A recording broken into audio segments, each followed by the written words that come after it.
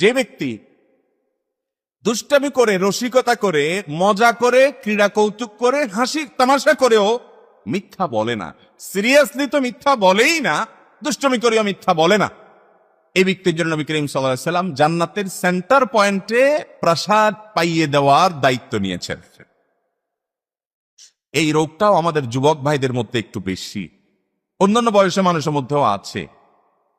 কয়েক দোস্ত একসাথে হয়েছে, মজা করে রসিকতা করেই একটা মিথ্যা কথা বলে হা হা হা করে সবাই হেসে উঠলো, এরপরে বললে মজা করলাম মজা করলাম। আছে না নাই? মুসলমান মজা করবে, কিন্তু মজা করে মিথ্যা কথা বলবে। নবী করিম সাল্লাল্লাহু আলাইহি ওয়াসাল্লাম মজা করে রসিকতা করে একজন সাহাবীকে বলছেন, ইয়া জালুজনাইন, ও দুই কানওয়ালা। দুই কানওয়ালা বলে ডাকছেন, তো দুই কান কান নাই। যাকে নবীজি সাল্লাল্লাহু আলাইহি ওয়াসাল্লাম বলেছেন ওনারও কান কয়টা? তো নবীজি তো মিথ্যা বলেন নাই, রসিকতা করলেন কিন্তু সত্য কথা বলে। মুসলমানের প্রতিটা কথা মূল্যবান হবে। পাগলামো, হেয়ালিপনা মুসলমান করতে পারে না। পৃথিবীর মুসলমান অমুসলমান নির্বিশেষে, মুসলিম মানে ধার্মিক আস্তিক নির্বিশেষে সবার কাছে মিথ্যা ঘৃণিত জিনিস। কিন্তু মজা করে রসিকতা করে তারা অংশ মিথ্যা কথা বলে। মুসলমান রসিকতা করেও কখনো, অথচ আমাদের যুবক ভাইরা দু চারজন পাঁচজন একসাথে হলে পাগলামি করতে করতে কি না বলে, আছে না নাই? কয়েকজন যুবক একসাথে হলে কোনো মেয়েকে নিয়ে আলাপ আলোচনা, ওই মেয়ের দৈহিক গঠন নিয়ে আলাপ আলোচনা, বাজে কথা, নোংরামো, অশ্লীলতা। কেন? এটা বন্ধু বান্ধবের আড্ডা, এটা মজা, রসিকতা। ও যুবক, তুমি লাগামহীন না, তুমি অভিভাবকহীন না, তুমি খাপ ছাড়া না, তুমি মা বাপ ছাড়া না। যার মা বাপ নাই, পিতৃ পরিচয় নাই, যার কোনো গোড়া নাই, যার কোনো অভিভাবক নাই, সে যা তা করে বেড়াতে রাস্তা পারে, কিন্তু তোমার তো গোড়া আছে। যালিকা বিআন্নাল্লাহা মাওলাল্লাযীনা আমানু ওয়া আন্নাল কাফিরিনা লা মাওলা লাহুম। কাফেরদের কোনো অভিভাবক নাই, তোমার অভিভাবক তো আল্লাহ আছেন। অতএব তুমি প্রতিটা কাজ করার সময় ভাববে, আমার আল্লাহ রাব্বুল আলামিন এই কাজকে এইভাবে করার পারমিশন আমাকে দিয়েছেন কিনা, একজন মুসলমান বিবেকবান মানুষ এই পথে আগাতে পারে কিনা। আমরা বন্ধু বান্ধব অবশ্যই রসিকতা করব, যৌবনের যে উচ্ছলতা সেটাতে আমাদের আনন্দ হবে, রসিকতা হবে, মজা হবে, তামাশা হবে, হতেই পারে। নবী করিম সাল্লাল্লাহু আলাইহি ওয়াসাল্লাম সেগুলোকে সমর্থন জুগিয়েছে, অবশ্যই করা যেতে পারে। কিন্তু তাই বলে রসিকতা করে আমরা একজন মেয়েকে নিয়ে বাজে আলাপ করব, কোন মেয়ে হেঁটে গেছে তাকে নিয়ে হাসি তামাশা করব চার পাঁচ বন্ধু বান্ধব মিলে, এটা একটা অসভ্য মানুষের চরিত্র হতে পারে, এটা একটা বেঈমানের চরিত্র হতে পারে, এটা একজন অমুসলিমের চরিত্র হতে পারে। নাস্তিক, তার কোনো অভিভাবক নাই, মা বাপ নাই, খাপসা যা খুশি তা করতে পারে। তুমি মুসলমান, আল্লাহর সামনে দাঁড়াতে হবে। তোমার যৌবনের প্রতিটা পাগলামো, প্রতিটা মাতলামো, প্রতিটা হিয়ালিপনা, প্রতিটা উন্মাদনা, প্রতিটা সীমা লঙ্ঘন সম্পর্কে, প্রতিটা ফাইজলামো সম্পর্কে, প্রতিটা অন্যায় সম্পর্কে আল্লাহ রাব্বুল আলামিনের কাছে আল্লাহর কসম করে বলছি জবাব দিতে হবে। যুবক, এই পাগলামি করা তোমাকে মানায় না, তোমাকে মানায় না। তুমি জান্নাত প্রত্যাশী যুবক, তুমি মুহাম্মদ সাল্লাল্লাহু আলাইহি সাল্লামের উম্মত। তার জীবন আদর্শ দেখো, হাসি রসিকতা তামাশা করতে চাও, বিনোদন করতে চাও, ইসলামে অভাব নাই, অভাব নাই বিনোদনের। নবী করিম সাল্লাল্লাহু আলাইহি সাল্লাম সেই সকল খেলাধুলার প্রতি উৎসাহ দিয়েছেন যেগুলোতে শারীরিক কসরত হবে, যেগুলোতে শারীরিক ব্যায়াম হবে, মানসিক রিফ্রেশমেন্ট হবে। তুমি নিজে সেগুলো খেলো, তোমার খেলার মাধ্যমে তোমার শারীরিক কসরত হবে, মানসিক রিফ্রেশমেন্ট হবে, তুমি আল্লাহর রাহে জিহাদের জন্য প্রস্তুত হতে পারবে। সে সব কিছু বাদ দিয়ে কোথাকার কোন দেশের কে খেলতেছে, সে গোল দিছে আর তুমি লাভ দিয়ে উঠতেছ, সে গোল দিতে পারে না, তুমি ক্যান্ডিডেটের সব ভাষায় ফেলতেছ। তোমার মতো নির্বোধ, তোমার মতো বোকা, সে গোল দিলেও লাভ, সে গোল না দিতে পারলেও লাভ, সে না দিতে পারলেও টাকা পাবে, দিতে পারলেও টাকা পাবে। তুমি ছাগলের না খায়া নাচা পাবলিকের মতো এখানে লাফাইতেছ। তোমার বিবেককে একটাবার জিজ্ঞাসা করে, ইচ্ছে হাস্যকর কথা, রাত জেগে তুমি কোন দিন জীবনে ফজর নামাজের জন্য অপেক্ষা করেছো, তাহাজ্জুদের জন্য অপেক্ষা করেছো, পছন্দ করে খেলার জন্য গভীর রাত পর্যন্ত অপেক্ষা করছো, ঘড়ির ঘন্টা মিনিট অপেক্ষা দেখছো, ফেসবুকে তর্ক বিতর্ক করছো, টাকা পয়সা নষ্ট করছো।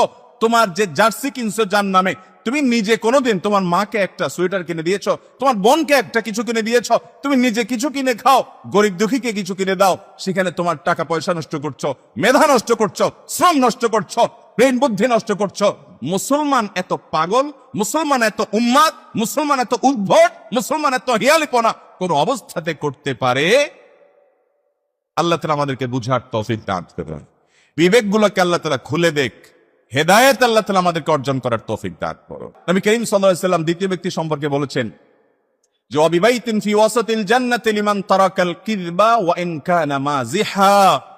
যদি কেউ রসিকতা করেও মিথ্যা বলে না, যে না মিথ্যা আমি বলতে পারি না, একটা রুচি সম্পন্ন মানুষ, ন্যূনতম যার রুচি বোধ আছে, সে মিথ্যা বলতে পারে না।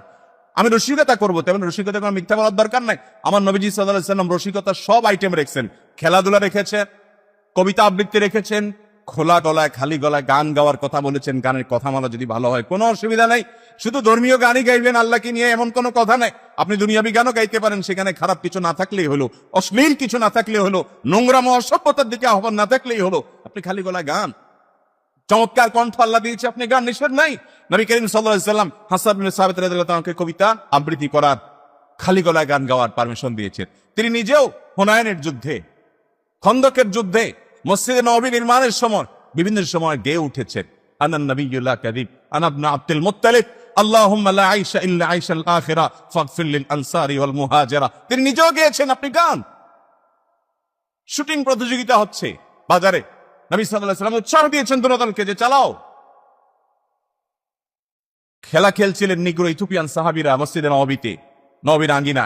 আমাদের আয়েশা তাআলা দেখতে চেয়েছেন, তিনি দেখাইছেন সেই খেলা।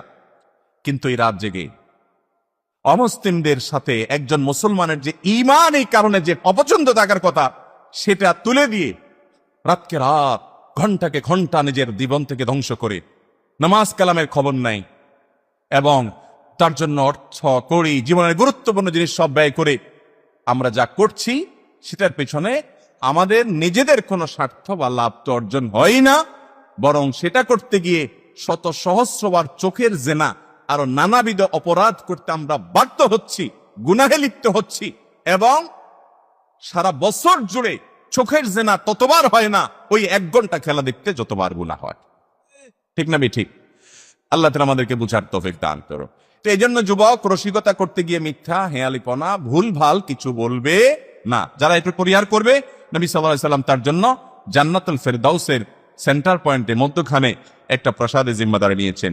আর তৃতীয় হলেন ওয়ামিবাইতেন ফি আ'লাল জান্নাতি লিমান হাসানা খুলুকাহ, যে ব্যক্তি তার আখলাককে, তার চরিত্রকে, তার আচরণটাকে সুন্দর করবে, ওই ব্যক্তির জন্য নবী সাল্লাল্লাহু আলাইহি ওয়াসাল্লাম বলেছেন জান্নাতের সর্বোচ্চ পর্যায়ে, সর্বোচ্চ শিখরে তার জন্য একটি প্রাসাদ আল্লাহর পক্ষ থেকে পাইয়ে দেওয়ার দায়িত্ব নিয়েছেন।